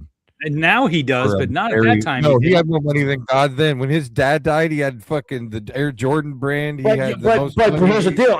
But Billy, I hear he's notoriously cheap. So and also he's Michael Jordan. So it's like no one is going to. Yeah, I think he might have said "fuck you" to the wrong person, thinking they're not going to call my bluff. I'm Michael Jordan. Then all of a sudden it's like, oh fuck, they are calling my bluff. Like maybe he lost money in like an underground poker game somewhere. And maybe they were like, we need you to fix some games, and he wasn't going to do that. As competitive as he was, maybe he wasn't going to do that. The gambling stuff, that's all over the place. Like Bruno Mars, there was a big thing in Vegas going around that Bruno Mars was playing at where he was playing because he owed the MGM $50 million. And it's funny because during his concerts, it's been coming up that and he jokes and says it's all paid off. Whether he actually had that debt that he had to pay off or whether he didn't, he lived up to the thing like, well, okay, yeah, I paid it off. But who knows if it's true or not? Debt is the question. $50 million? Yeah, how do you get to where you owe the MGM Grand $50 million? Was it just gambling? That's what I was saying. That they were saying it was gambling. No, they said it was all gambling. They'll people like that, they'll up the limits as far as you want to go if they think they can beat you. But also, again, I don't know. I mean, I think you're right. Like maybe from a competitive standpoint, you told somebody to fuck off, but yeah. I mean, that's a little crazy to me that it would go as far as killing his dad. I mean, who knows? I mean, Russian mafia, who fucking knows what's out there? Look, as competitive as he is, and how I mean, the slightest things that he would use to. It's hard for me to believe that he just up and leaves basketball. Yeah. And not after winning three in a row and not being able to go, I'm going to go win 4 in a row. Yeah, exactly. And to go, I just have a hard time believing that. I think the NBA did a deal and was like, listen, we got to do something. You're going to have to take a break here because I agree with that 100%. I think that he was in his 30s, wasn't ready to lose his dad, it completely reshaped his thought process and the way he was thinking. And I think that he genuinely, like there were moments after I got divorced where I thought about just selling everything I had and just moving to the middle of nowhere by myself and starting all over with not knowing anybody, like completely resetting. Like I gave that serious thought. Yeah, you gave it thought, but you didn't go. Well, I know, Yeah, but I'm saying maybe if I was in my early 30s, I would have done it. You know what I mean? If I was a little less mature and if I had an unlimited amount of money. You know what I mean? So I think that maybe I really don't think it was gambling. I really don't. Like I think that there's not a gambling debt that he wouldn't have been able to pay. And if the NBA is not going to suspend their golden goose and lose all those ratings for that entire fucking time that he was gone. Like they knew damn well that that hurt the NBA way more. Oh yeah, the ratings. Then a gambling scandal. Yeah. Really? Like gambling scandal? They would have to have. I'm saying let's just say if it was a gambling scandal and reporters found it out and it came out, you don't think that would be more devastating? Because they wouldn't have suspended him. They would have cut him loose. How did it? Well, or just the absolute the NBA did so. It was such a terrible league in the late 70s and the drugs and all that other stuff that they had this image, and David Stern had this image he had to keep up, that it was more of a I'm shocked that you don't believe this. How did it not come out then? Like that would have came out by now. Well, the thing about it is they what do you call it? Pete Rose is still not in the Hall of Fame. So after the Pete Rose thing, if Michael Jordan got caught, it wouldn't have been like, oh, you're suspended for a year or two. It would have been you're banned from the league. And if he's banned from the league, so maybe they said you take a break and then you can at least come back to the league after we get this all calmed down. Why would they lose all? Why would they lose all that revenue? Because there's a chance if they got caught doing it, then they lose the revenue forever. Then he can't ever come back. And it hurts the entire league. Yeah. At least now they can wait. They can ride it out for 2 years. Yeah. It was actually only a year and a half. Yeah. How did no one know? Who's to say they didn't know? That means they would have had to have paid off. Well, we can say that about every conspiracy theory ever, though. I know, and that's why most of them are bullshit. Because the amount of people that would have to conspire for it to happen is astronomical and not possible in most cases. What about what's going on with the Epstein files? How many people really know what's in there? Every once in a while you see some shit that's like, oh fuck, yeah, that's true. I mean, it's going to come out the Epstein files, and somebody's going to go, "Fuck, really? That was in there, and no one said shit." I guess you have to dissect that stuff though, and really look at it. You know, like all right, we got to get out of here. I don't think it's not logical to me. It doesn't. I don't see why the NBA would go to their fucking golden goose. Fascinated that you are for a year. I mean, I'm not saying you're right or wrong. I'm just fascinated that you just don't think there's anything to it. I'm just fascinated by that. It's plausible from just the standpoint of it being plausible, but to me, I don't think it happened that way. I don't think it's true, and those are the reasons why. Like I feel like if I'm running a business and I'm trying to grow this global brand, and we're talking post Dream Team here, right? Yeah. Yep. We're talking Michael Jordan is at the height of his fucking powers. Yeah. And he is carrying. Because Billy, what we're saying is if he got caught, the scandal went down, they lose the golden goose forever. He's Pete Rose. He's banned. It's done. You're gone. But now is if we can just simmer this fire, give us a year and a half, 2 years to get this under control, then you can come back. There you go. Otherwise, we lose you forever. I know, but my point is the NBA. So David Stern knew that Jordan had some kind of gambling debt or something that was suspendable worthy Yeah. Which would only be that he bet on basketball games. What happened to Pete Rose? Well, I know, but that's the only thing that could have happened, right? Was that he was betting exactly. on Yeah. right? Yeah. Or he was point shaving. Okay. He's point shaving. He's throwing games. I mean, so that means to me, that for this to be a gambling suspension that never came out publicly, that means David Stern's the only one that knew it. David Stern's the only one that knew he was betting on basketball games. No, someone had to have told David Stern, right? Right, but who's to say that the people that don't know it didn't have the same invested interest to keep it quiet as David Stern did? There's maybe Michael goes to him and says, "Listen, this is the situation. I'm in trouble here, and it's going to tarnish the league." I mean, it's all. So Sean's on your side. Why suspend him if nobody's going to know? Exactly. Because I don't know. Why suspend? Why suspend him if no one's going to know? I don't understand what that means. Why I think what he's saying is if nobody's ever going to find out, then why suspend him? Why suspend him?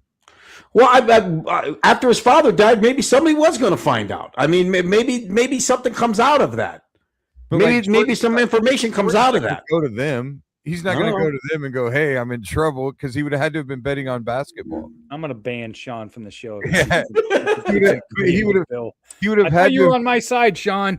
He would have had to have been betting on basketball for this to be a problem. And if you were betting on basketball, there's no fucking way some reporter you don't think point shaving and manipulating the game itself instead of just betting on it so that these other people can make money is just as bad? I'm not saying it's not just as bad. Okay, but you just keep saying you just can't. The only thing it could be is that he gambled on basketball. He could have been so far in. He could have been so far into these people. Yes, but by your logic, fucking David Stern would be the only one that knows. Someone would have to know. Someone would have to have told him.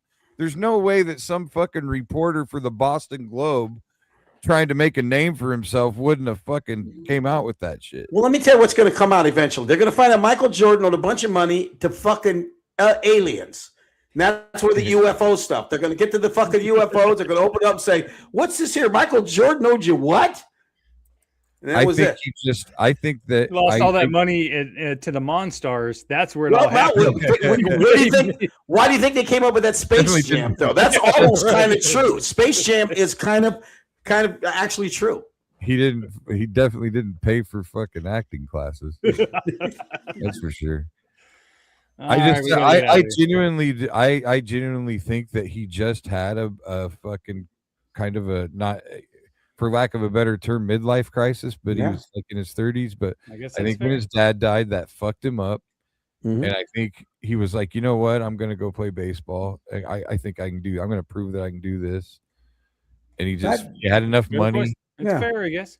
You know, I got no problem with that. But if it ever comes out he was, well, we'll fucking torture the shit out of you. If we ever find out.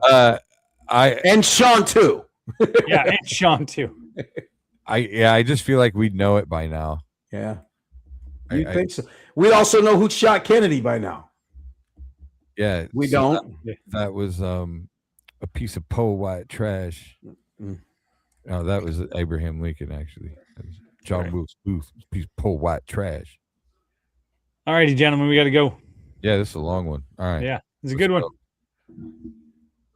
We're out. Peace. I love you all. Just a mic in a dream, and now we ride this circuit, chasing that scene. Every heckle, every cheer, every silent stare made us sharper, made us bolder. We ain't going nowhere.